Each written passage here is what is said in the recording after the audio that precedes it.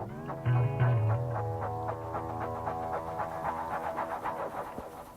BookTube, I'm here today with a review. This is for The School of Good and Evil by Somain Chainani. And I'm just going to tell you about this. How do princesses and villains know how to be perfectly good or perfectly evil?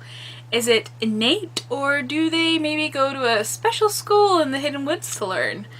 Before Belle becomes Beauty, before the Queen becomes the evil witch, they go to the School for Good and Evil, the same school attended by our main characters, Sophie and Agatha.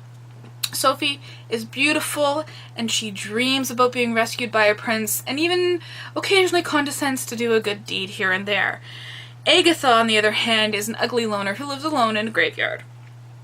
When the night of the great kidnapping comes, that happens every few years, Sophie eagerly anticipates going to the School for Good, and Agatha, who accidentally tags along, anticipates going to the School for Evil. But expectations are foiled, not just for our main characters, but for readers as well. School for Good and Evil is a wonderful fairy tale for a modern world. Chainani doesn't fall for the traps of stereotypical helpless princess waiting for her prince to defeat the evil witch and rescue her so that she can live happily ever after.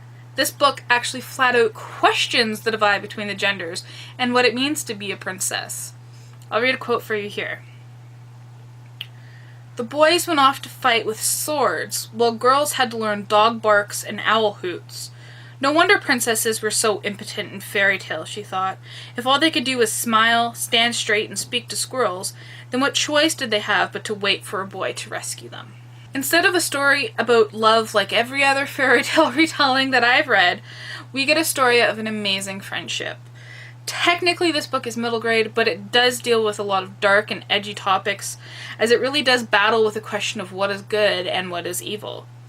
The twists and actions will keep you reading once you get past the beginning and they get to the school. The character development makes you constantly question what you think is going to happen, and is really well done, is really why you should read this book.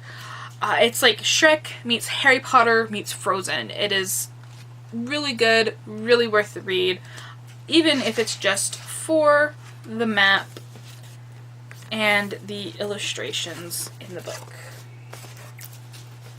So that's The School for Good and Evil by Somain Chainani.